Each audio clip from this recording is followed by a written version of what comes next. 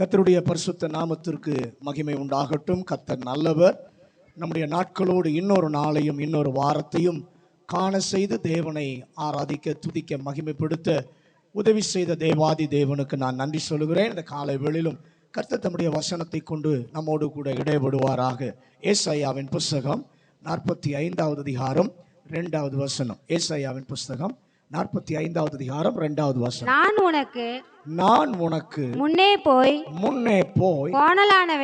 கோணலானவைகளை செவ்வையாக்குவேன். அல்லேலூயா. நல்ல கவனிங்க. தடை செய்கிறதான ஆண்டவர் கோரேசுடைய வாழ்க்கையில இருக்கிற கோணல்களை ஆண்டவர் செவ்வையாக்குகிறார். முதலாவது, தடை செய்கிற எதிர் வல்லமைகளை ஆண்டவர் என்ன பண்ணுகிறார்? செவ்வையாக்குகிறார், நீக்குகிறார். இரண்டாவது, ஒரு கோணலை ஆண்டவர் பார்க்கிறார். அங்க என்ன? ஏசாயா 45வது அதிகாரம் 1வது வசனத்தை வாசிங்க. ஏசாயா 45 1வது வசனம். கர்த்தராகிய நான் அபிஷேகம் பண்ணின கோரேசுக்கு முன்பாக ஜாதிகளை கீழ்ப்படுத்தி ராஜாக்களின் இடைக்கட்டுகளை அவிழ்க்கும்படிக்கும் அவனுக்கு முன்பாக வாசல்கள்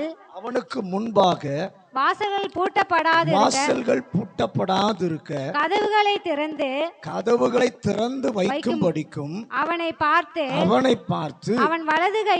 அவன் வலது கையை பிடித்துக் கொண்டு அவனுக்கு சொல்லுகிறதாவது. இங்கே இரண்டாவது கோரேசுடைய வாழ்க்கையில ஒரு கோணலை கர்த்தர் பார்க்கிறார். அது என்ன அந்த கோணல் என்று சொல்லி பார்க்கும் பொழுது, திறக்கப்படாத வாசல்கள், பூட்டப்பட்ட கதவுகள். இங்க இருக்கிற எல்லார் வாழ்விலும் அது கண்டிப்பா இருக்கும். திறக்கப்படாத வாசல்கள், பூட்டப்பட்ட கதவுகள். நல்லா கவனிங்க. ஆண்டவர் நம்மை நடத்துகிறதான பாதையில நாம் முன் செல்லும் போது, நம்முடைய வாழ்க்கையிலே நாம் அடைய வேண்டியதான காரியங்களை அடைய விடாமல் தடை செய்கிறதான கதவுகள் நம்முடைய வாழ்க்கையிலே உண்டு. அந்த அடைப்பட்ட பாதைகள், அந்த பூட்டப்பட்ட வாசல்கள், கதவுகள் நம்முடைய வாழ்க்கையில் இருக்கிறது. ஏன் ஆண்டவர் நமக்கு முன்பாக அவர் போகிறேன், நான் உனக்கு முன்னே போய், ஏன் அந்த வார்த்தையை ஆண்டவர் சொல்லுகிறார் என்று சொன்னால், ஏதோ சாவியை நம்முடைய கையில கொடுத்து மகனே மகளே நீ திறந்து கொள் என்று சொல்வதற்காக அல்ல. நானே உனக்கு முன்பாக போய் அந்த கோணல்களை செவ்வையாக்க, அந்த பூட்டப்பட்ட கதவுகளை நான் திறக்க விரும்புகிறேன். அல்லேலூயா. ஆண்டவர் நமக்கு முன்பாக செல்லுகிறார். ஆண்டவர் முன்பாக போகும்போது திறக்கிறதான 3 வகையான கதவுகளை தியானிக்க கர்த்தர் நமக்கு கிருபை தருவாராக. அதில் 2 கதவுகளை குறித்து கடந்த வாரத்தில் நான் உங்களோடு கூட பகிர்ந்து கொண்டேன். முதலாவது, வானத்தின் கதவு. எந்த கதவை கர்த்தர் திறக்கிறார்? வானத்தின் கதவு. நாம் அடிக்கடி ஜெபம், வானத்தின் பலகணிகளை திறந்து இடம் கொள்ளாமல் போகும் மட்டும் ஆசீர்வாதி. அது ஆசீர்வாதத்தின் கதவு. ஆனா இங்க வானத்தின் கதவையே கர்த்தர் என்ன பண்ணுகிறாராம்? திறக்கிறார். நான் விரிவா சொல்ல எனக்கு நேரம் இல்லை. இரண்டாவது, நம்முடைய வாழ்க்கையில ஆண்டவர் திறக்க வேண்டிய அவசியமான கதவுகள் உண்டு. அந்த அவசியமான கதவுகள் 3 கதவுகளை கர்த்தர் திறக்கிறார். முதலாவது, நம்பிக்கையின் வாசலை கர்த்தர் திறக்கிறார். ஒரு ஆமென் சொல்லுங்களேன். இரண்டாவது, அனுகூலத்தின் கதவை என் ஆண்டவர் திறக்கிறார். மூன்றாவது, கிருபையின் வாசலை கர்த்தர் திறக்கிறார். அல்லேலூயா. இந்த காலை வேளையிலும் நம்முடைய வாழ்க்கையில ஆண்டவர் திறக்கிறதான 3வது கதவை குறித்து நாம் தியானிக்க கர்த்தர் நமக்கு கிருபை தருவாராக. வாசிங்க. ஏசாயா 45:1. கர்த்தராகிய நான் அபிஷேகம் பண்ணின கோரேசுக்கு முன்பாக ஜாதிகளை கீழ்ப்படுத்தி ராஜாக்களின் இடைக்கட்டுகளை அவிக்கும்படிக்கும் அவனுக்கு முன்பாக வாசல்கள் பூட்டப்படாது இருக்க கதவுகளை திறந்து வைக்கும்படிக்கும் அவனை பார்த்து அவன் வலது கையை பிடித்துக் கொண்டு அவனுக்கு சொல்லுகிறதாவது. போதும். இந்த வாசல் என்ன? இந்த வாசல் ஆண்டவர் திறக்க விரும்புகிற வாசல். ஒரு பக்கத்துல பார்த்து சொல்லுங்களேன். இந்த வாசல் ஆண்டவர் திறக்க விரும்புகிற வாசல். ஏன் இந்த கதவை, இந்த வாசலை ஆண்டவர் திறக்க விரும்புகிறார் என்றால், முன்னால் போக வேண்டிய கோரேசினாலே முன்னாலே போக முடியாமல் தடுக்கிற ஒரு வாசலாய் இது இருக்கிறது.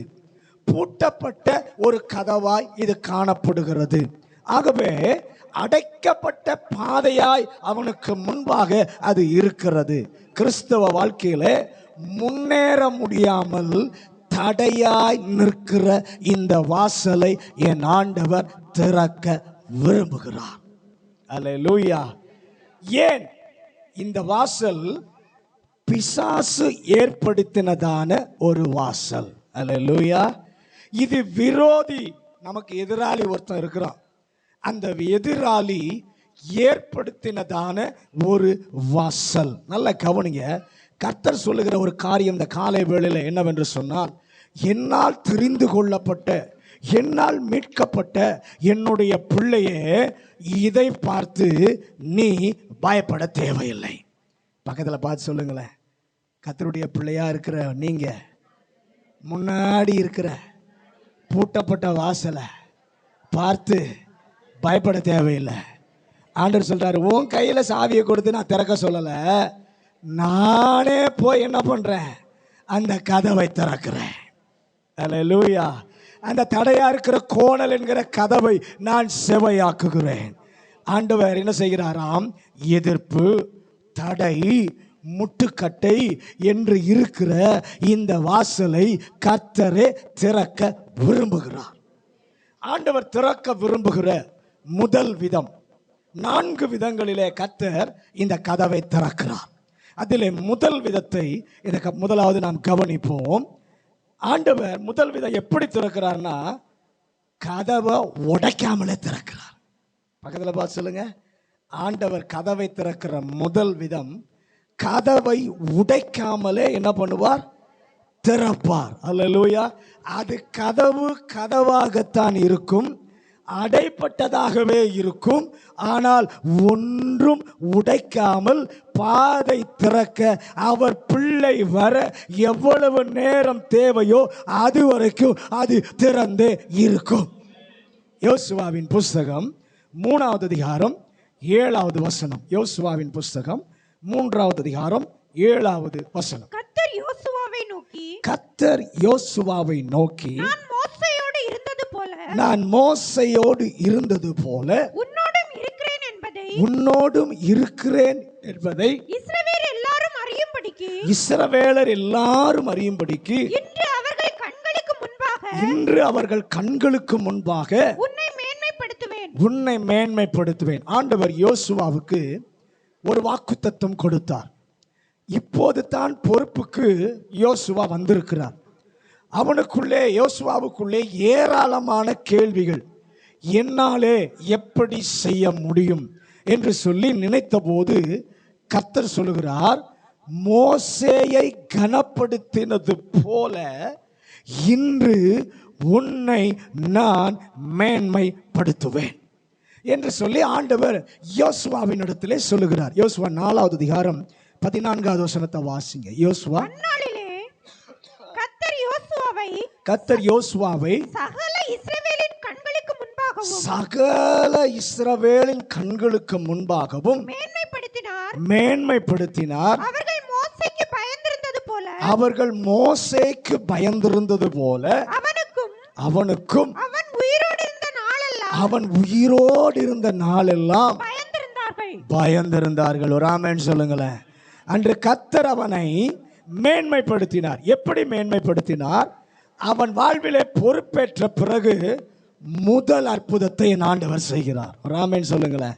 யோசுவா தலைமைத்துவத்தில் வந்தவுடனே ஆண்டவர் ஒரு முதலாவது ஒரு அற்புதத்தை செய்கிறார். என்ன அற்புதம்? அவனை மேன்மைப்படுத்த கர்த்தர் என்ன செய்தார்? இவன் ஜனங்களை முன்னாலே நடத்தி கொண்டு போக வேண்டும். ஆனால் முன்னால் போக முடியாமல் யோர்தான் நதி தடையாயிருக்கிறது. ஒரு ஆமென் சொல்லுங்களேன். இத்தனை ஜனங்கள் இப்ப மோசே இல்லை, இவன் தலைவனாய் பொறுப்பேற்று இருக்கிறார். இவர் தான் இப்ப இந்த ஜனங்களை என்ன பண்ணணும், முன்னால நடத்தி கொண்டு போகும்போது முன்னாடி பார்த்தா எது தடையாய் நிற்கிறது? யோர்தான் நதி தடையாக என்ன பண்ணுகிறது, நிற்கிறது. ஒருவேளை நாம கேட்போம், என்ன பாஸ்டர் அது தண்ணி தானே? அப்படி என்றால் யோபை கேட்டா என்ன சொல்லுவார்? வாசிங்க யோபுவின் புஸ்தகம் 38வது அதிகாரம் 8வது வசனம். யோபு 38வது அதிகாரம் 8வது வசனம். கற்பத்திலிருந்து உதிக்கிறது போல் சமுத்திரம் புரண்டு வந்தது போது, சமுத்திரம் புரண்டு வந்தபோது அதை கதவுகளால் அடைத்தவர் யார்? அதை கதவுகளால் அடைத்தவர் யார்? நம்ம தண்ணி தான் நினைக்கிறோம், ஆனா சமுத்திரம் புரண்டு வரும்போது கதவை வைத்து அடைத்தவர் யார்? எந்த நதியோ எந்த சமுத்திரமோ எல்லா தண்ணீருக்கும் கதவு போட்டவர் என் ஆண்டவராகிய இயேசு கிறிஸ்து. அவர் தான் கதவு போட்டவர். ஆனால் அதை தாண்டி வருகிறது என்று சொன்னால் அவர் கதவை திறந்து விட்டிருக்கிறார் என்று சொல்லி அர்த்தம். ராமன் சொல்லுங்களேன். ஹல்லேலூயா. கர்த்தர் கதவை திறக்காமல் சுனாமி உள்ளே வராது. எத்தனை பேர் ராமன் சொல்றீங்க? கர்த்தர் கதவை திறக்காமல் அலைகள் எழும்பி வராது. கர்த்தர் கதவை திறந்ததனால தான் அவையெல்லாம் என்ன பண்ணுகிறது, வருகிறது. ஹல்லேலூயா. இந்த நதி இப்போ குறுக்கே நிற்கிறது. ஆண்டவர் யோசுவாவை கனப்படுத்த வேண்டும். கோரேசை அவர் சித்தம் செய்ய வைக்க வேண்டும். எதிரே இருக்கிற தடை, அதற்கு பரிகாரம் ஆண்டவர் தருகிறார். அங்கே என்ன செய்தார் என்று சொல்லி நாம் கவனித்து பார்க்கும் பொழுது, யோர்தான் முழுவதும் உரு தெரியாமல் என் ஆண்டவர் போக செய்யவில்லை. என் ஆண்டவர் என்ன செய்தார் என்று சொன்னால், அங்க கவனிங்க, எல்லாரும் கடந்து போவதற்கு எவ்வளவு நேரம் தேவையோ அந்த நேரம் மட்டும் தண்ணியை கர்த்தர் தடுத்து நிறுத்தினார். கதவு போட்டு கர்த்தர் நிறுத்தினார். தேவ பிள்ளைகள் கடந்து போவதற்கு எவ்வளவு நேரம் தேவையோ அவ்வளவு நேரம் தடுத்து என்ன பண்ணினார், நிறுத்தினார். ஹல்லேலூயா. மறுபடியும் யோர்தானாகத்தான் அது இருந்தது. ராமன் சொல்லுங்களேன். ஹல்லேலூயா. இது நடந்த பிறகு அங்க போய் பார்த்து யாராவது இதில் பாதை இருக்கிறது என்று சொன்னால் நம்புவாங்களா? நம்பவே மாட்டாங்க. ஏன்னா யோர்தானாகவே இருக்கிறது. எதுவும் நடந்ததாக அங்க ஒன்றுமே இல்லை. நல்ல கவனிங்க, நம்பவே மாட்டாங்க. காரணம், உடைக்காமலே திறக்கிறவர் என் ஆண்டவராகிய இயேசு கிறிஸ்து. அல்லேலூயா.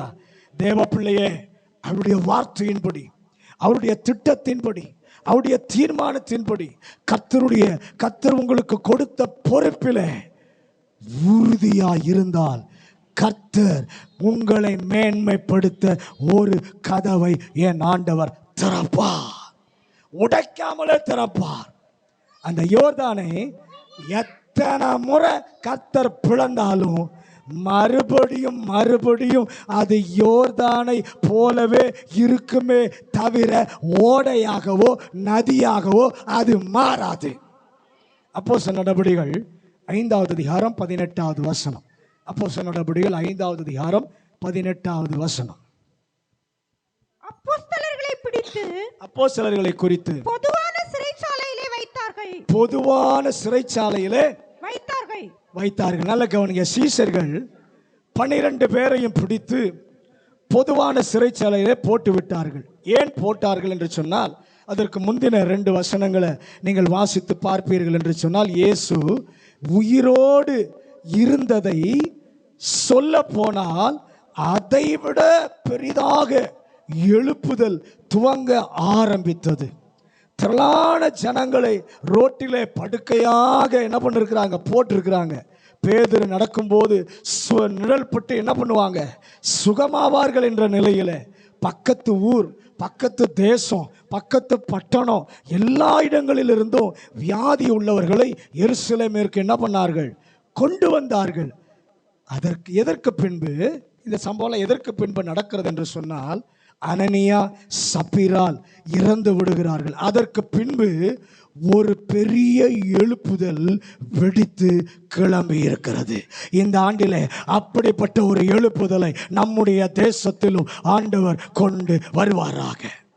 சரித்திரத்திலே பாராத நிலையில் அற்புத அடையாளங்களை என் ஆண்டவர் செய்வாராக. அங்க நடந்த பின்பு சத்துரு நினைத்தான், இந்த வல்லமையை இப்படியே விட்டுவிட்டால் போதாது, இதை என்ன பண்ணணும், தடுக்க வேண்டும் என நினைத்து தேவன் பயன்படுத்தினதான 12 சீஷரையும் என்ன பண்ணிட்டான், சிறையிலே அவன் போட்டு விட்டான். கர்த்தர் பார்த்தார், தடுக்கவா ஒரு கதவை நீ வைக்கிறாய் என நினைத்து ஒரு தூதனை கர்த்தர் அனுப்பினார்.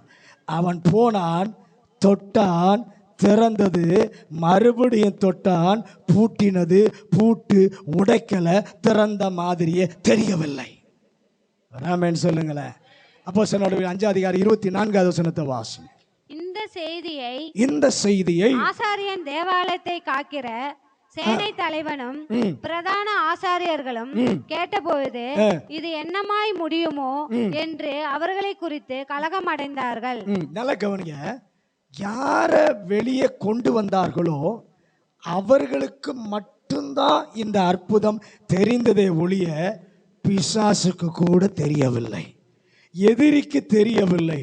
உடைக்காமல என் கர்த்தர் திறக்கிறவர். எல்லாரும் கையை உயர்த்தி, ஆண்டவரே இந்த ஆண்டிலே உடைக்காமல திறக்கிற கர்த்தர் எனக்காக ஒரு அற்புதம் செய்வீராக, எங்கள் சபைக்கு செய்வீராக, எங்கள் தேசத்திற்கு கர்த்தர் செய்வீராக, எங்க தேசத்தில் இருக்கிற ஒவ்வொரு ஜனங்களுக்கும் என் ஆண்டவர் செய்வீராக. உடைய வருகை தாமதிக்குமானால் கொண்டு வர இருக்கிற எழுப்புதலுக்காக எவ்வளவு சக்தியோடு சத்துரு கிரியை செய்தாலும் அவர்கள் எல்லாரும் அடங்கி போவதற்கு, ஆச்சரியப்பட வைப்பதற்கு காரணமான ஒரு கதவை என் கர்த்தர் திறப்பீராக. அவர்கள் நினைத்தார்கள் 12 பேரையும் உள்ளே போட்டுவிட்டால் கதை முடிந்துவிடும் என்று சொல்லி நினைத்தார்கள். ஆனால் என் ஆண்டவர் என்ன செய்தார், இந்த கதவை உடைக்காமலே திறந்தபோது யார் முடித்து விடலாம் என நினைத்தார்களோ அவங்க இப்ப என்ன சொல்றாங்க தெரியுமா, இது என்னமாய் முடியுமோ என்று சொல்லி ஆச்சரியப்பட்டார்கள். அர்த்தம் என்ன, நம்மால முடிக்க முடியாது, முடிக்கிறவர் ஒருவர் இருக்கிறார், அவரால தான் முடிக்க முடியும். அவர் நினைச்சா ஒளிய என்ன நினைச்சாலும் நடக்காது என்பதை அதிகார வர்க்கம் நினைக்கும் அளவிலே என் கர்த்தர் செய்தார் என்றால் உங்களுக்காகவும் கதவை உடைக்காமலே திறப்பார். அப்போஸ்தலர் நடபடிகள் 12:10. அப்போஸ்தலர் நடபடிகள் 12:10. அவர்கள் முதலாம் காவலையும் இரண்டாம் காவலையும் கடந்து நகரத்திற்கு போகிற இரும்பு கதவண்டையிலே வந்தபோது அது தானாய் அவர்களுக்கு திறவுண்டது. அதன் வழியாய் அவர்கள் புறப்பட்டு ஒரு வீதி நெடுக நடந்து போனார்கள். உடனே தூதன் அவனை விட்டு போய்விட்டான். நல்ல கவனிங்க, பேதுருவை சிறையில அடைத்திருக்கிறார்கள். சபை அவனுக்காக ஜெபிக்கிறது.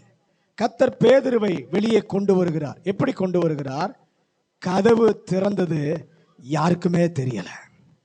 என் ஆண்டவர் அடைக்கப்பட்ட கதவை திறக்க அவருக்கு கள்ள சாவியெல்லாம் தேவையே இல்லை, டூப்ளிகேட் சாவியெல்லாம் அவருக்கு தேவையே இல்லை, பூட்டை உடைக்க வேண்டிய அவசியமும் அவருக்கு இல்லை. அந்த வசனம் சொல்லுகிறது, தேவ தூதன் வந்தபோது கதவு தானாய் திறந்தது.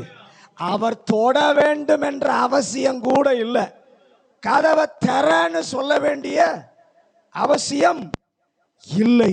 உடைக்காமலே திறக்கிறவர், இன்னும் சொன்ன போனா டச் பண்ணாமலே திறக்கிறவர். அல்லேலூயா. தொடாமலே திறக்கிறவர். இந்த கதவுக்கு மாத்திரம்தான் கொஞ்சம் விவரமா சொல்லி இருக்கு வேதாகமத்தில். அது தானாய் திறந்தது. அது என்ன கதவு? அந்த கதவுக்கு பெயர் என்ன தெரியுமா? இரும்பு கதவு. அந்த கதவுக்கு என்ன பெயர்? இரும்பு கதவு. மற்ற எல்லாம் மரக்கதவு. இது ஒன்றுதான் இரும்பு கதவு. இதுவும் எங்க இருக்குன்னா என்ட்ரன்ஸ்ல இருக்கு, நுழைவாயில்ல இருக்கு. எப்படின்னா வெளி உலகிற்கும் உள்ளே உள்ள உலகிற்கும் கடைசியாக இருக்கிற தடுப்பு கதவு இதுதான். உள்ளே நெருக்கம், சிறையிருப்பு, கண்ணீர், வெளியே விடுதலை, மகிழ்ச்சி. கர்த்தருடைய பிள்ளையே, உங்கள் வாழ்க்கையில இப்பொழுது கண்ணீர் வடிக்க செய்யும் இப்போது உள்ள சூழ்நிலைக்கும் ஆண்டவர் தர இருக்கிற அடுத்த விடுதலைக்கும் இடையே ஒரே ஒரு கதவு இருக்கிறது. அது பெரிய கதவு. ஆனால் அந்த கதவை என் தேவன் திறக்க வல்லமை உள்ளவர். எப்படி திறப்பார்? உடைக்காமலே என் கர்த்தர் திறப்பார். எந்த ஆர்டர், எந்த காரியம் உங்களை தடுத்து வச்சிருக்கிறதோ, ஆண்டவர் அதை தர இருக்கிற விடுதலைக்கும் உங்களை இப்போது சிறுமைப்படுத்தும் நிலைக்கும் இடையே குறுக்க இருக்கிற இந்த கடைசி கதவை இந்த நாளிலே அதை உடைக்காமலே அதை திறப்பார். அல்லேலூயா. அதை பார்க்கும்போது சபை ஊக்கமாக ஜெபித்தது, அதனால் தான் திறந்தார் என நாம் நினைப்போம். அவங்க ஜெபத்தை கொஞ்சம் பாருங்களேன்.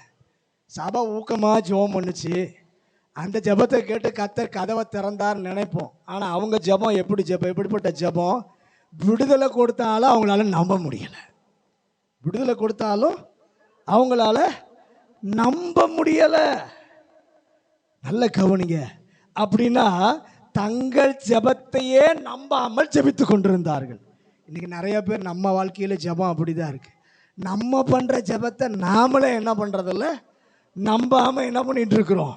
ஜெபித்து கொண்டிருக்கிறோம். நல்ல கவனிங்க. பேதுருவை ஆண்டவர் விடுதலை செய்தது அவநம்பிக்கையான ஜெப கூட்டத்தினால் அல்ல.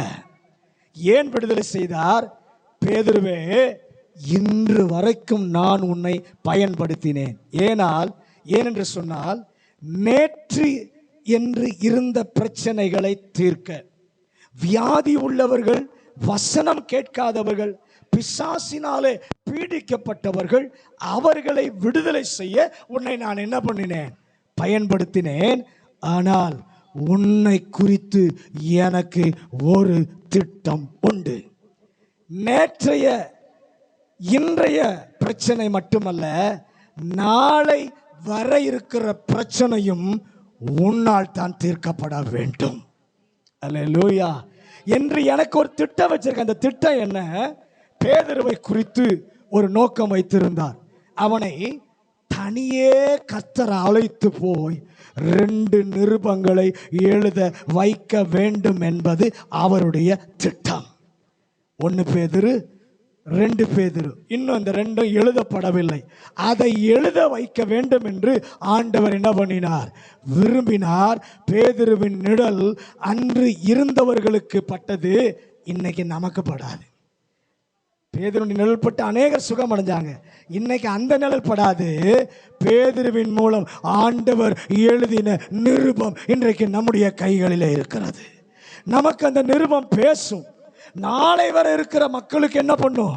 அது பேசும். ஒருவேளை உங்களுக்கு எதிரே இருக்கிற கதவு இருந்தால் நீங்கள் ஜெபிப்பதினால் திறப்பார் என நினைக்காதிருங்கள். அல்லேலூயா. மேலாக உங்களை வைத்து எதிர்காலத்தில் செய்ய இருக்கிற வேலை இதைவிட பெரியது. இப்போது அறிந்தவர்களுக்கு செய்கிறீர்கள், தெரியாதவர்களுக்கு உங்கள் வாழ்வில் சாட்சி, உங்கள் வாழ்வின் கிரியைகள் நீடித்த தாக்கத்தை கொடுக்க வேண்டும் என்று சொல்லி தேவனிடத்தில் ஒரு திட்டம் உண்டு. அல்லேலூயா. அதனால தான் கதவை திறக்கிறார். நீங்கள் நினைத்திராத ஆட்களை சந்திக்க, கற்பனை செய்திராத இடத்துல கர்த்தர் உங்களை பயன்படுத்தி அவர் ராஜ்யத்திற்கு மகத்துவமான வல்லமை கொண்டு வர கர்த்தர் ஒரு திட்டம் வைத்திருக்கிறார். அல்லேலூயா. வாசல் கதவை உடைக்காமலே திறப்பார். 2வது ஆண்டவர் எப்படி திறப்பார்? ஏசாயா 45:4 வாசி. வெண்கல கதவுகளை உடைத்து, வெண்கல கதவுகளை உடைத்து, இருப்பு தாழ்பாள்களை முறித்து, இருப்பு தாழ்பாள்களை முறித்து, அந்தகாரத்தில் இருக்கிற பொக்கிஷங்களையும், அந்தகாரத்தில் இருக்கிற பொக்கிஷங்களையும், ஒளிப்பிடத்தில் இருக்கிற புதையல்களையும் உனக்கு கொடுப்பேன். நான் என் தாசனாகிய யாக்கோபின் நிமித்தமும், நான் தெரிந்து கொண்ட இஸ்ரவேலின் நிமித்தமும் நான் உன்னை பேர் சொல்லி அழைத்து, நீ என்னை அறியாதிருந்தும் உனக்கு நாமம் தரித்தேன். நல்ல கவனிங்க. முதலாவது உடைக்காமலே திறந்தார். இப்ப எப்படி திறப்பாரு? உடைத்தே நொறுக்குவார். அல்லேலூயா. பக்கத்துல பார்த்து சொல்லுங்க, முதலாவது உடைக்காமலே திறப்பார். இப்போ ரெண்டாவது உடைச்சே நொறுக்குவார். அல்லேலூயா. ஏன் உடைக்கிறார்? ஏன் இதை உடைக்க வேண்டும்? உடைக்காமல் ஆண்டவரால் திறக்க முடியாதா? வழக்கமாக மரத்திலே கதவு செய்வார்கள். ஆனால் பிசாசு என்ன செய்தான்? மரத்திலே செய்தால் எளிதில் உடைத்து விடுவார்கள் என்று உடைக்க கூடாது என்பதற்காக வெண்கலத்தினாலே செய்கிறான். ராமேன் சொல்லுங்களேன். அல்லேலூயா. இருப்பு தாழ்பால்களை போட்டான். ஏனென்று சொன்னால் உடைக்கப்படக்கூடாது என்பதற்காக தடையை கொண்டு வந்தான். கர்த்தர் பார்த்தார், உன்னால் முடிந்த எல்லாவற்றையும் செய்து தடையை உடைக்க கூடாது என நீ நினைத்து ஃபுல் மெஜாரிட்டியில நீ வந்தாலும் உடைக்க முடியாது என நினைத்த கதவை நான் உடைத்து திறப்பேன். எல்லாரும் பக்கத்தில் கையை கொடுத்து, எவ்வளவு மெஜாரிட்டியில யாரும் என்ன ஒன்றும் பண்ண முடியாது, நாங்கள் நினைச்சதுதான் செய்து நடக்கும் என்று நீ நினைத்து கதவை போட்டினா அந்த கதவையோ என் ஆண்டவர் உடைச்சே திறப்பார். இந்த வார்த்தையை ஏசாயா முதல் முறை சொல்லவில்லை. சங்கீதம் 107:14-15 இதே போன்ற வசனத்தை தாவீது சொல்லுகிறார். அந்தகாரத்திலும் மரண இருளிலும் இருந்து அவர்களை வெளிப்பட பண்ணின கட்டுகளை அறுத்தார். கதவுகளை உடைத்து இரும்பு தாழ்பாள்களை முறித்தார் என்று அவருடைய கிருபையின் நிமித்தமும் மனுபுத்திரருக்கு அவர் செய்கிற அதிசயங்களின் நிமித்தமும் அவரை துதிப்பார்களாக. நல்ல கவனிங்க. தாவீதும் ஏசாயாவும் ஒரே காலத்தில் வாழ்ந்தவர்கள் அல்ல. ஆனால் இருவரும் ஒரே வார்த்தையை சொல்ல என் ஆண்டவர் ஏவுகிறார். தாவீது சொன்ன போது எதை குறித்து அவர் குறித்து சொல்கிறார் என்று சொல்லி பார்க்கும் பொழுது, எகிப்து தேசத்தில் இஸ்ரவேலர் அடைபட்ட சூழ்நிலை, பார்வோனுடைய வல்லமையினாலே அடைபட்ட சூழ்நிலை. பார்வோன் சொன்னான், எந்த கடவுள் என் கையிலிருந்து உங்களை விடுவிக்க முடியும் அல்லது உங்களை தப்புவிக்க முடியும் என்று சொல்லி அவன் சொல்லிட்டு சொல்றான், என்ன வேண்டுமானாலும் செய்யுங்கள், நான் உங்களை என்ன பண்ண மாட்டேன், போக விட மாட்டேன்.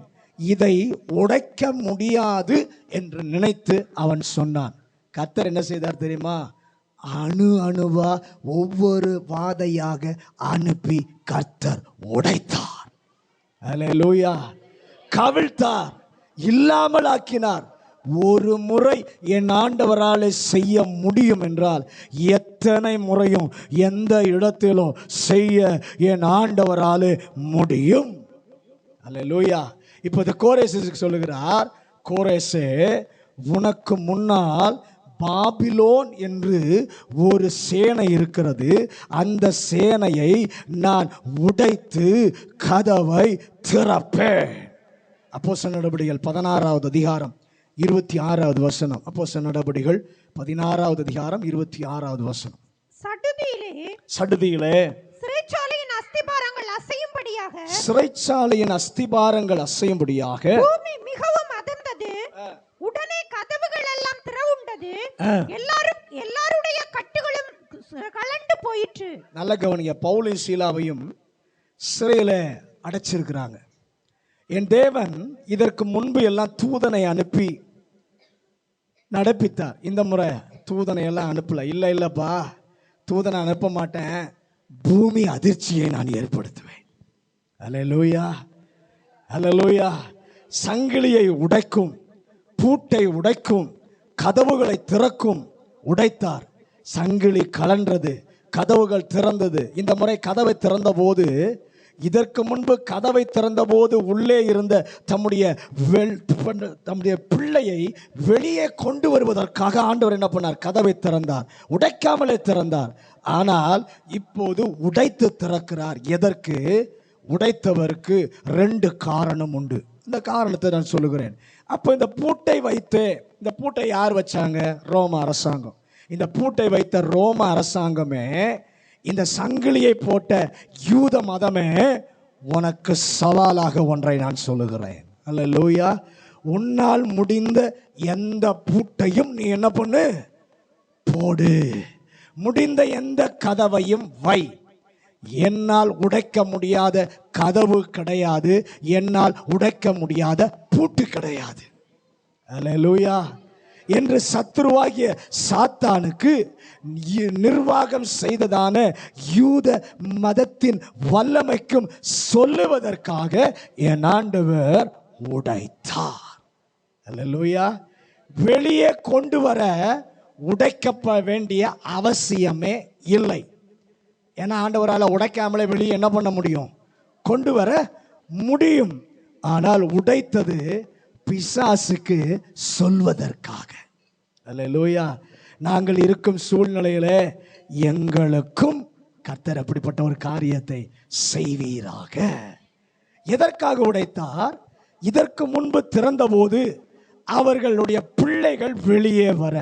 இந்த முறை ஆண்டவர் பிள்ளைகள் வெளியே வரவே இல்லை. பூமி எதிர்ச்சி உண்டான போது கதவெல்லாம் திறந்துருச்சு, சங்கிலியெல்லாம் விழுந்துருச்சு, பூட்டெல்லாம் உடைஞ்சிருச்சு. ஆனா தேவ பிள்ளைகள் என்ன பண்ணல? வெளியே வரவில்லை. அல்லேலூயா. யாருமே வெளியே போகல. வெளியே கொண்டு வர ஆண்டவர் திறக்கவில்லை. ஏன் ஆண்டவர் உடைத்தார்? வெளியே இருந்த ஆளை உள்ளே கொண்டு வருவதற்கு. கரந்தட்டி கர்த்தருக்கு ஒரு மகிமையை கொடுங்களேன். ஹல்லேலூயா, ஹல்லேலூயா. வெளியே ஒருத்தர் இருக்கிறான், ஓடி வரான். வேதம் சொல்லுகிறது, தீப்பந்தங்களை எடுத்துக்கொண்டு சிறைச்சாலுக்கு உள்ளே ஓடி, உள்ளே இருந்த உங்களை கொண்டு வரதுக்கு அல்லப்பா, வெளியே இருக்கிறாங்களே, சில தற்கொலை செய்ய நினைக்கிறாங்களே, வழி தெரியாமல் இருக்கிறாங்களே, இருட்டில் இருக்கிறாங்களே, அப்படிப்பட்ட ஏகப்பட்ட ஜனத்தை சபைக்கு கொண்டு வர, தேவபாதம் கொண்டு வர கர்த்தருடைய பிள்ளைக்கு முன்பாக இருக்கிற கதவை என் தேவன் உடைத்து திறப்பார். அல்லேலூயா. அவளை வெளியிருந்து ஓடி வந்து கேட்குறான், நான் ரட்சிக்கப்படுவதற்கு என்ன செய்யணும் சொல்லுங்க. ரட்சிக்கப்படுவதற்கு நான் இன்னைக்கு அப்படிதான் ஜனம் வெளியே இருக்கு. தற்கொலை செஞ்சுக்கலாம், வாழ்க்கையை முடிச்சுக்கலான்னு ஒரு கூட்ட ஜனம் போகிறது. என்ன செய்ய ஏது செய்ய வழி தெரியல. எல்லா பக்கம் கடன் பிரச்சனை, நெருக்கம். எப்படி வாழ்க்கையை நடத்துவது, எப்படி முன்னேறி செல்வது, எப்படி இந்த உலகத்தில் நான் வாழ்வது என்று சொல்லி யோசிக்கிறாங்களே, வழி தெரியாம திகைக்கிறாங்களே. அந்த பிள்ளைகளை தேவனுக்கு நேராக வழி காட்டுகிற ஒருவர் இருக்கிறார். உங்கள் பாதைகளை திறக்கிற ஒருவர் இருக்கிறார். உங்களுக்கு எல்லாவற்றையும் ஆலோசனையாக கொடுக்கிற ஒருவர் இருக்கிறார் என்பதை அவர்கள் கண்டுகொள்ள, அவர்களை சபைக்கு நேராக கொண்டு வருவதற்காக உங்களுக்கு முன்பாக இருக்கிற கதவை கர்த்தர் உடைப்பார். அல்லேலூயா, அல்லேலூயா. அப்போது என்ன நடந்தது? நல்ல கவனிங்க. கர்த்தருடைய பிள்ளைக்கு முன்பாக இருக்கிற கதவை தேவன் உடைத்து திறக்கும் போது என்ன நடந்தது? எங்க ஆலயம் எழும்ப முடியாதோ அங்கே ஆலயம் எழும்பினது. ஒரு ஆமென் சொல்லுங்க ஆண்டவருக்கு.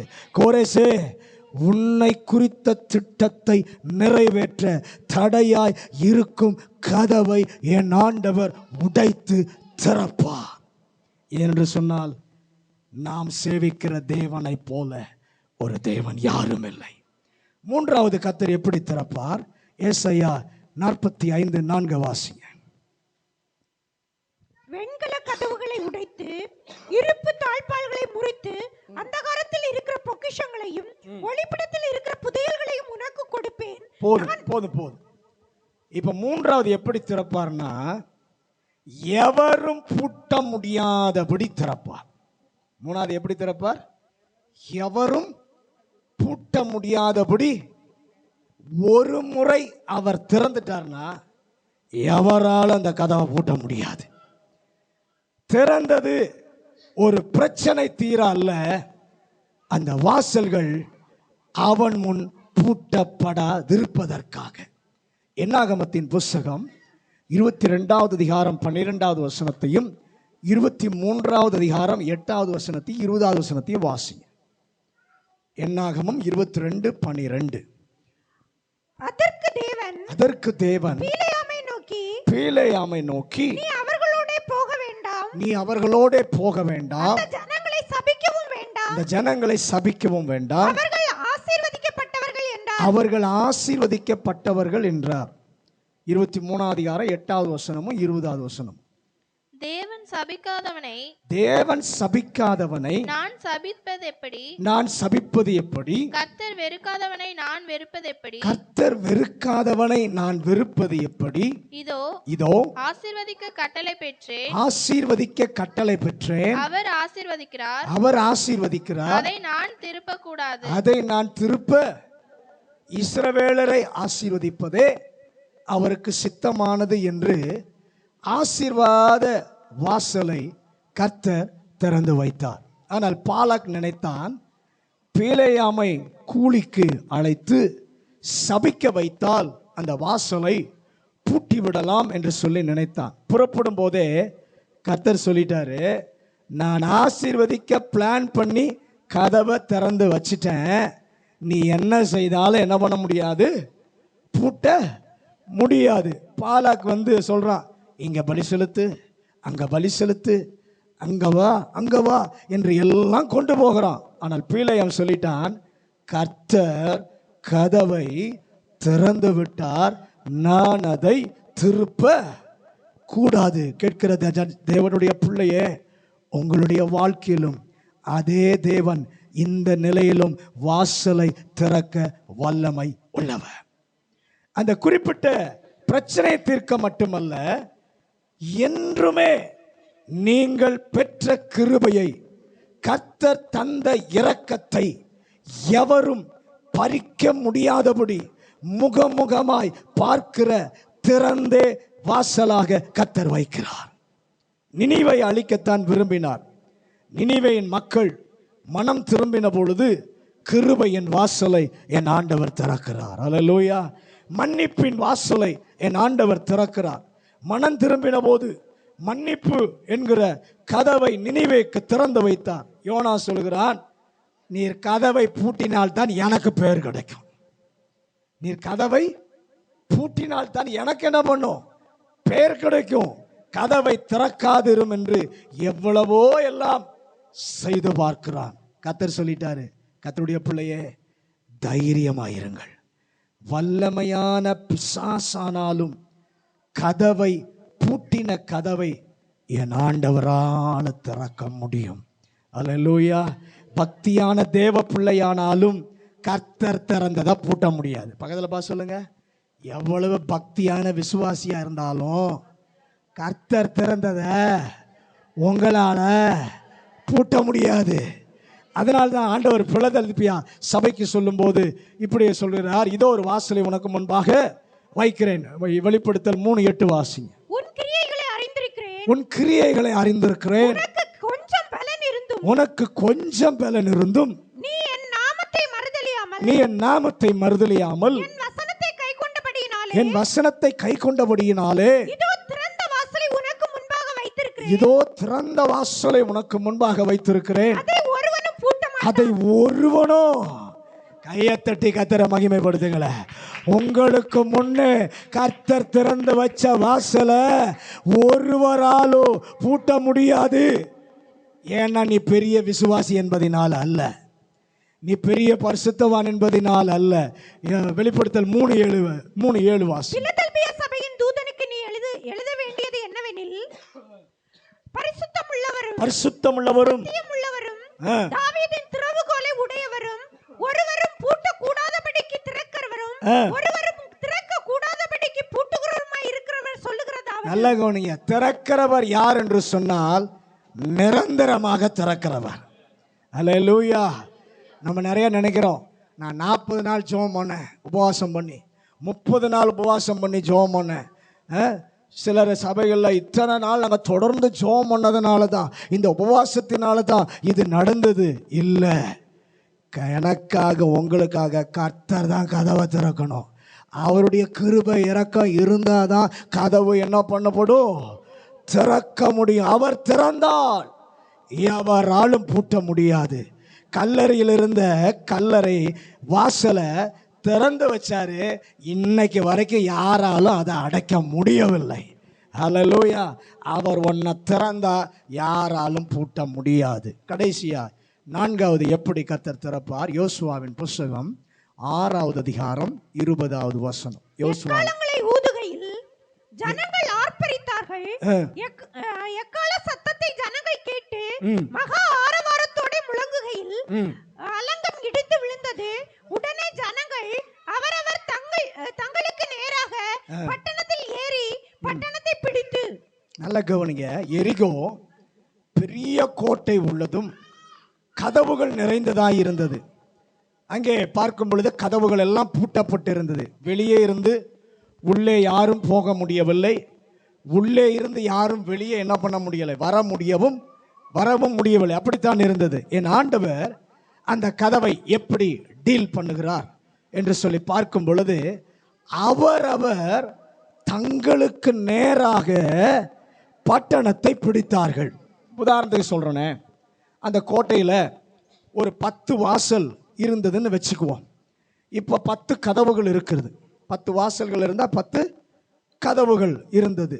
அந்த 10 கதவுகளையும் ஆண்டவர் உடைத்தோ அல்லது உடைக்காமலோ திறந்திருந்தால் எல்லாரும் அந்த 10 வாசல் வழியாக தான் என்ன பண்ணியிருப்பாங்க, உள்ளே போயிருப்பார்கள். ஆனால் வேதம் சொல்கிறது அப்படியல்ல. 360 டிகிரியில் நீ எங்கே நிற்கிறியோ அங்கிருந்து 1 டிகிரி கூட நீ அசைய வேண்டாம். நீ நேராக என்ன பண்ணு, போய் முன்னேறு. ஒரு ஆமென் சொல்லுங்களேன். என் கர்த்தர் பார்த்தாரு, இருந்த எல்லா கதவே இல்லாமல் கர்த்தர் ஆக்கி விட்டார். 4வது எப்படி தெரியுமா? கதவே இல்லாமல் ஆக்குகிற கர்த்தர். அப்படியே கதவை திறக்க கர்த்தராலே முடியும். சத்துருவு வைக்கிற கதவை திறப்பது என் ஆண்டவருக்கு மிக சுலபம், எளிதான ஒரு காரியம். ஆனால் என் பிள்ளை எந்தவித சிரமம் இல்லாமல் இருக்கிற இடத்திலிருந்தே வெற்றியை சுதந்திரிப்பதற்காக இருக்கிற நிலையிலிருந்தே நேராக போய் பெற்றுக்கொள்ள கதவே இல்லாமல் தேவன் செய்ய வல்லவர். பரலோகத்தை அமைக்கும் போது கூட நீங்கள் வெளிப்படுத்தல் 21வது வசனத்தில் 12 வாசல்கள் அங்கே இருக்கிறது. வாசல்கள் தான் இருக்கிறதே தவிர கதவு இல்லை. ஏன்? தேவனுடைய அஜெண்டா கதவுகள் இல்லாமல் அவரை நம்பி இருக்கிற பிள்ளைகள் இருக்கும் நிலையில் அவரை பார்க்க இருக்கும் சூழ்நிலையிலிருந்து பெற்றுக்கொள்ள கதவுகள் இல்லாமல் ஆக்கும் கர்த்தர். இந்த 4 விதங்களிலே கர்த்தர் நமக்காக கதவுகளை திறப்பார். அவர் ரெடி, அவர் ஆயத்தமாக இருக்கிறார். அதான் சொல்ற, நான் உனக்கு முன்னே போய் கோணல்களை செமையாக்குவேன். நமக்கு முன்பாக தடையா இருக்கிற இந்த கதவுகளை அவர் திறக்க, பூட்டப்பட்டிருக்கிற கதவை, திறக்கப்படாமல் இருக்கிற கதவை, தடையாய் இருக்கிற கதவை அவர் திறக்க ஆயத்தம். ஆனால் நீங்களும் நானும் 2 காரியத்தை கர்த்தர் செய்ய எதிர்பார்க்கிறார். நான் உனக்கு கதவை திறக்க ரெடிப்பா, 4 விதத்தில் திறக்கிறேன். எப்படி திறக்கிறார்? உடைக்காமலே திறக்கிறார். 2வது உடைத்தே திறக்கிறார். 3வது எவரும் பூட்ட முடியாதபடி திறக்கிறார். 4வது கதவே இல்லாமல் ஆக்குகிறார். இந்த 4 விதத்தில் கர்த்தர் உங்களுக்கு செய்யணுமா? 2 காரியம் ஆண்டவர் கேட்கிறார். வெளிப்படுத்தல் 3ஆம் அதிகாரம் 20வது வசனம். வெளிப்படுத்தல், இதோ வாசற்படியிலே நின்று தட்டுகிறேன். ஒருவன் என் சத்தத்தை கேட்டு கதவை திறந்தால் அவனிடத்தில் நான் பிரவேசித்து அவனோடே போஜனம் பண்ணுவேன், அவனும் என்னோடே போஜனம் பண்ணுவான். எந்த கதவையும் என் ஆண்டவரால் உடைக்க முடியும். எவ்வளவு வல்லமையான கதவையும் என் தேவனாலே திறக்க முடியும். ஆனால் ஒரே ஒரு கதவு இருக்கிறது, அதை மாத்திரம் என் தேவன் திறக்கவே மாட்டார். ஒரே ஒரு கதவு இருக்கு, அதை மாத்திரம் என் தேவன் திறக்கவே மாட்டார். அதை நீங்களும் நானும் தான் திறக்கணும். அந்த கதவை யார் தான் திறக்கணும்? நீங்களும் நானும் தான் என்ன பண்ணணும்? திறக்கணும். அந்த கதவுக்கு வெளியில நின்று தான் தட்டிக்கிட்டு இருக்கிறார். இப்போ வாஸ்து பகுதியில், மகனே மகளே கதவை திற. நம்ம என்ன பண்ணுறோம்? இப்போ கதவை திறக்கிறதும் திறக்காமல் இருக்கிறது யார் கருத்தில் இருக்கிறது? நம்ம கருத்தில் தான் இருக்குது. திறக்கும் வரைக்கும் அவர் அதை திறக்கவே மாட்டார். நீங்கள் உன்னத பாட்டில் கூட மணவாளன் வந்து கதவை தட்டுகிறார், மணவாட்டி உள்ளே இருந்து சாக்கு போக்கு சொல்லிக்கிட்டே இருக்கா, கதவை திறக்கவே இல்லை, போயிட்டார். ஆனால் போனதுக்கு அப்புறம் அவள் எந்திரிச்சு என்ன பண்ணுறான்? கதவை திறந்து பார்த்தா மணவாளன். நம்ம திறக்கிற வரைக்கும் இந்த கதவை ஆண்டவர் என்ன பண்ண மாட்டார்? திறக்கவே மாட்டார். அது என்ன? எனக்கு இது தேவை, இதுதான் என் சித்தம் என்று சொல்லும்போது, ஆம் ஆண்டவரே அப்படியே செய்கிறேன் என்று சம்மதம் என்கிற கதவை நீங்களும் நானும் தான் திறக்கணும். கர்த்தர் நம்மோடு கூட பேசுகிறார், வார்த்தைகளை கொண்டு இடைபடுகிறார், தம்முடைய திட்டத்தை ஆண்டவர் சொல்லுகிறார். அதை சொல்லும்போது, ஆண்டவரே சொல்லுங்கப்பா, அப்படியே கேட்கிறேன், அப்படியே செய்கிறேன் என்று சம்மதம் என்கிற கதவை நீங்களும் நானும் திறக்க வேண்டும். அப்போது தம்முடைய மகிழ்ச்சியான நன்மைகளை நம்மோடு கூட ஆண்டவர் பகிர்ந்து கொள்வார்.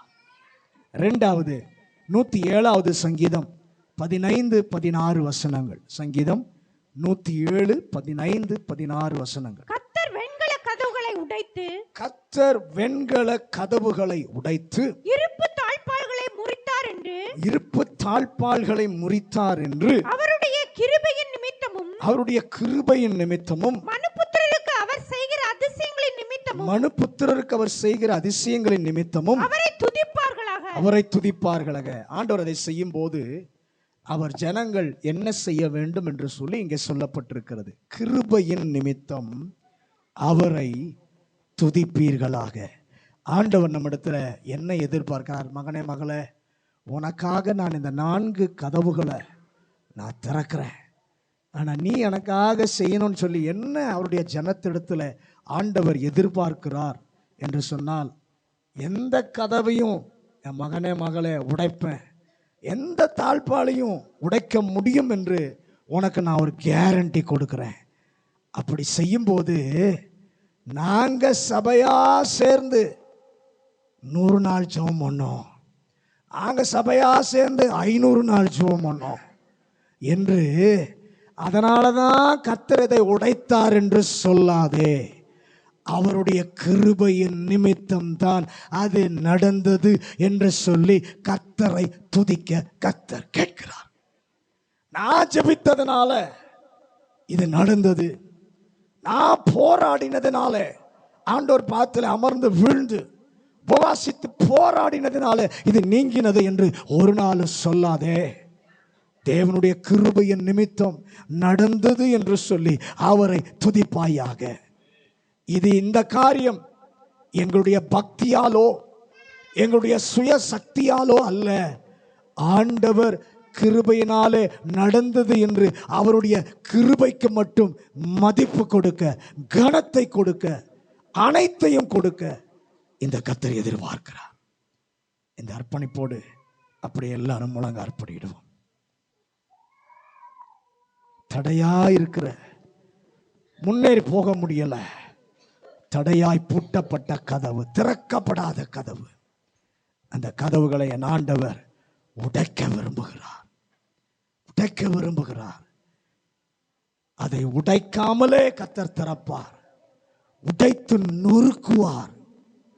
அவர் திறந்ததை யாரும் பூட்ட முடியாதபடி திறப்பார், கதவுகளே இல்லாமல் ஆக்குவார். இவ்வளவு செய்கிற தேவன் நம்மிடத்துல ஒரு எளிதான காரியத்தை தான் நம்மிடத்துல எதிர்பார்க்கிறார். ஒன்னுக்கு ஏற்படுது, ஆண்டவர் சொல்லும்போது, இது எனக்கு தேவைப்பா, இதுதான் நீ நடக்க விரும்புகிற, நான் விரும்புகிற என்னுடைய விருப்பம், பாதை, என்னுடைய சித்தம் என்று சொல்லும் பொழுது, எஸ் டாடி, அதுக்கு நான் கீழ்ப்படுகிறேன், அதற்கு நான் செய்ய ஆயத்தமாக இருக்கிறேன் என்று சொல்லி சம்மதம் என்கிற கதவை நாம் திறக்க கர்த்தர் எதிர்பார்க்கிறார். அப்படி திறக்கும்போது ஆண்டவர் உள்ளே வரும்போது மகிழ்ச்சியான நன்மையானவைகளை நம்மோடு கூட ஆண்டவர் பகிர்ந்து கொள்வார். ரெண்டாவது, எந்த கதவை நான் உடைச்சிரு உனக்கு கேரண்டி கொடுக்குறேன், எதுவானாலும் சரி. ஆனால் அப்படி செய்யும்போது நாங்கள் செஞ்சதுனால, நாங்கள் ஜெபம் பண்ணதுனால, நாங்கள் பிரயாசப்பட்டதுனால எங்க பக்தியினால, எங்க பரிசுத்தத்தினால, எங்க சுயசக்தியினால இது நடந்ததுன்னு சொல்லாத. ஆண்டவருடைய கிருபையின் நிமித்தம் நடந்தது என்று சொல்லி அவர் கிருபைக்கு மட்டும் மதிப்பு கொடுக்க, கனத்தை கொடுக்க, அனைத்தையும் கொடுக்க நம்மிடத்துல கர்த்தர் எதிர்பார்க்கிறார். எத்தனை பேருக்கு ஒப்பு கொடுக்க போகிறீர்கள்?